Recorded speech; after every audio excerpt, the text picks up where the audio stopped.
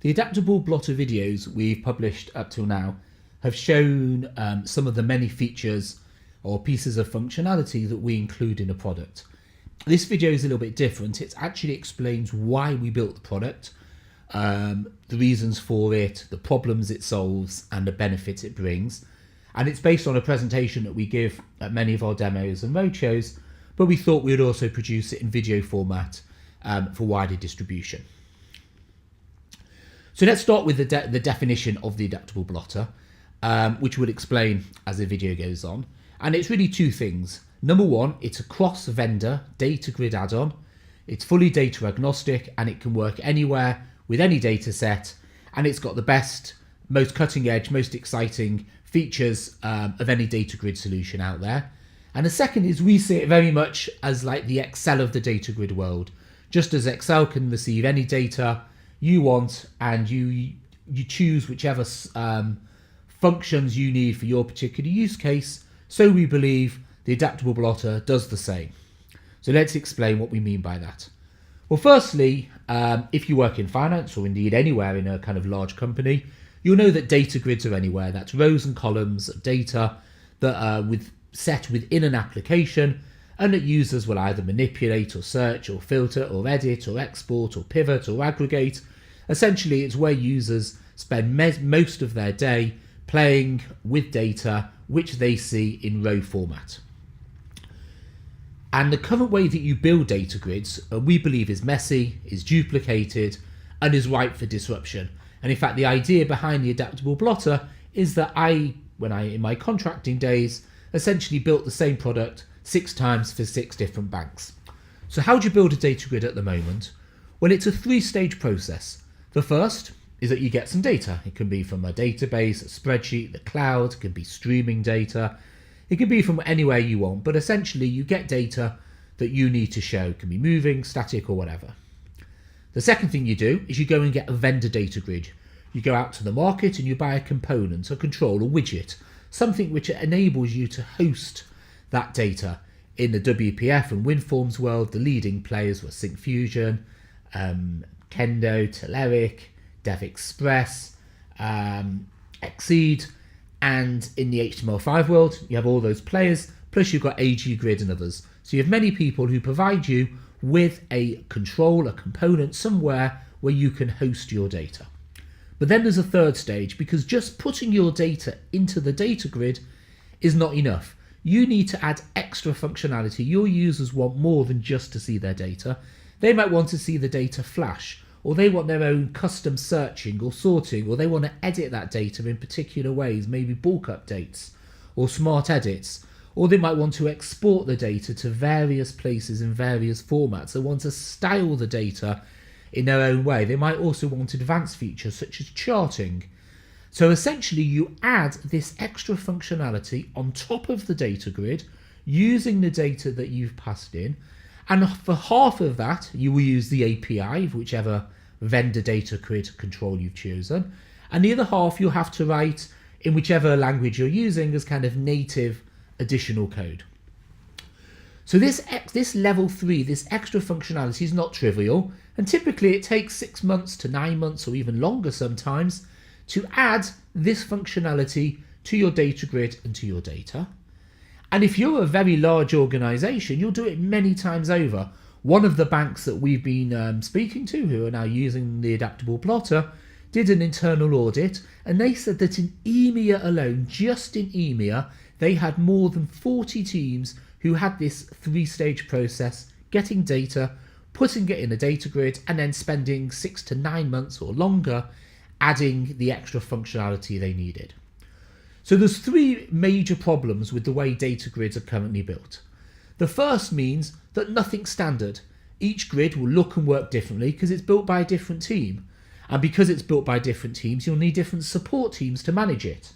And because a typical user will have 8 to 10 applications, each of which will have a data grid, but each of which will look and work differently, he will need different muscle memory, different learning curve. He'll have to learn anew for each system how to use that grid. Nothing can be shared between them. And because of this 3-stage process we referred to earlier, you've now got 2 tight couplings First of all, you're tightly coupled, you're locked into whichever vendor you've chosen. So if you're using DevExpress and you want to move to Sync Fusion, or you're using Infogistics and you want to move to Telerik, you have to rewrite everything you've written because it's based on the API of that vendor grid. And secondly, it's based on the data you've given it. So you might have written the most fantastic bond pricer, but if the CDS team or the interest rates team or the equities team want to use your grid, essentially it's useless for them because the whole thing is based on a particular data set that doesn't match their world. So that's the first problem. And there we are, you see a typical user, 10 screens, 9 data grids, but all look different, work different, and there's nothing common or sharing between them, so no wonder he has his head in his hands. The second problem is this is not trivial. To build in 6 to 9 months or more, it's costly, it takes time, it's expensive both in terms of man days and in terms of adding to the development cycle. Having many teams in the same company all doing it at the same time is clearly ludicrous. And because it often happens at the end of the dev process when you're often already over budget and running late, it means you're desperately trying to shoehorn important critical functionality because as far as the user is often concerned, the data grid is the system, yet it's done late, it's done last, it's rushed, and it's heavily duplicated. And developers shouldn't be building this. Developers shouldn't be building specialist UI tools. They should be solving business problems. They should be dealing with the specific business entities that their users require. And the third stage is even in 6 to 9 months, you're never going to give your users everything they want because there's a huge amount of functionality. We've spent 4 years building the Adaptable Blotter and we still get new requests from new users on a regular basis, thinking of things that we'd never thought of. In fact, the whole point of the Adaptable Blotter is that it's got every piece of functionality that anyone could ever need. So the moment when you build data grids in large organizations, they don't have all the features you need. They're not configurable or flexible. What normally happens is you build it for one particular use case or for one user's requirements, and then another user complains that they don't like that sorting or they don't like that styling or whatever. Generally speaking, when you build grids, you don't think about regs and compliance. You don't think about having full auditing, but that's something that every grid should have nowadays. Or you often miss out important features that really now need to be there. Do you integrate with Bloomberg and Symfony like we do? Do you have charting? Are you able to run your filtering and searching on the server as well as a client? How easily can you share objects between blotters, between users? Do you manage state so that when you create a layout or a view and you restart, everything is just automatically there, automatically out the box? No, generally not. These features are missing, which means that even though you're spending a fortune building many, many data grids, your users are not as productive, nor are they as efficient as they could be if the job was done properly. So what's the Adaptable Blotter? So in a nutshell, it's that third stage we referred to earlier. It's the extra functionality that users require to make the blotter sing for their users, but we provide it all out of the box. We essentially package up all the functionality anybody could ever need, and we give it as a single download available immediately for use. So therefore, if we come back to the definition we had at the start, we can now understand what the Adaptable Blotter is. So it's an add-on. It's not another data grid. Instead, it's a suite of functionality that sits on top of all the major data grids. Basically, the Adaptable Blotter has a single interface and it has an implementation for all of the leading vendor data grid controls out there. For AG Grid, which is probably the best of the data grids at the moment, for Infogistics, for DevExpress, for the Hypergrid, and for many others. So it doesn't matter which underlying grid you're using, you still get straight out of the box all this cutting edge advanced functionality that your users require. And it doesn't matter what your data set is, you just pass the Adaptable Blotter any data set, irrespective of asset class, where you work, what you're doing, and you have all the features you need. It can work everywhere, it doesn't matter where you are in the bank, and because we spent, as I say, so many years building it, we've got all the best in class features. We've got the richest charting and all the other functionality that users are demanding but is very rarely provided. And as far as Excel is concerned, we believe that we are similar to Excel. Nowadays, if you want a spreadsheet, you don't go and build Excel. Instead, you go to Excel, you give it your data set, and you use whichever subset of functions you need. In the afternoon, you give Excel a different data set, different subset of functions, and you're fine. And then Sunday, you're secretary of your local golf club, you give Excel a completely different data set, different subset of functions, and you sort the tee off times.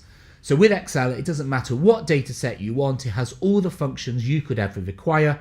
So in the DataGrid world, in the HTML5 DataGrid world, that's what the Adaptable Blotter does. Give it any data set you want, and immediately you have all the functionality you could ever require without needing to build it yourself.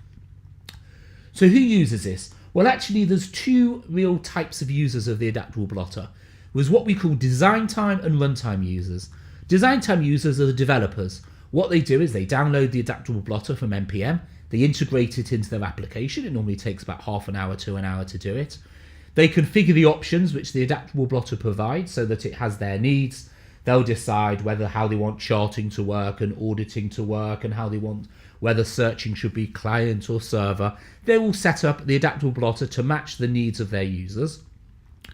They will also ship the blotter with objects so that from day one it already has a rich set of entities ready for use. So they will create some advanced searches. They will create a number of layouts, of charts, of reports, of styles, a whole host of things, alerts.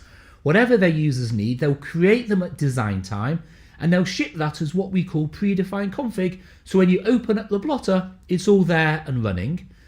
Design time users will also manage permissioning and entitlements, so they'll be able to say for each user what they can see, what they can't see, what they can do, what they can't do. They'll also set up the configuration server because we manage state. So whenever a user creates things or does things or chooses a layout, the next time that user restarts her blotter, she will see everything as of the last time. So that state can either be stored locally or it can be stored remotely using config server. As well as that, there's hundreds of events the Adaptable Blotter fires, you're able to listen to it.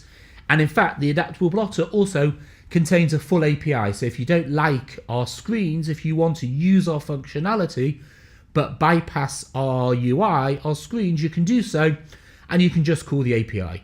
So that's everything the design time user does. He will basically get the blotter ready together, he'll ship it with all the entities, all the permissions, all the configuration, all the state management that the end users require. And then when the end users or the runtime users use the blotter, they're able to then obviously have access to everything that was shipped in this predefined config.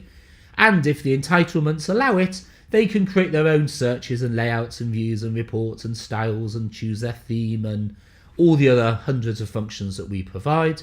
Plus we have team sharing so that users are able with a single click to create a, say, new validation rule, a new style, and then everyone in the team has it. And of course we have very powerful filtering across a number of columns and all sorts of stuff like that. Users are able to have their own filters, save it with their state. And lastly, of course, we provide charting, straight out the box pie charts, data charts, category charts, financial charts, all available for the users to access and to create their own. So that's the Adaptable Blotter. It's a DataGrid add-on, a DataGrid solution. It's not a grid control itself. Instead, it's all the functionality that anybody could ever want. It's this stage 3 we referred to earlier, packaged up and available for immediate use. Thanks for watching, and any questions, do please get in touch.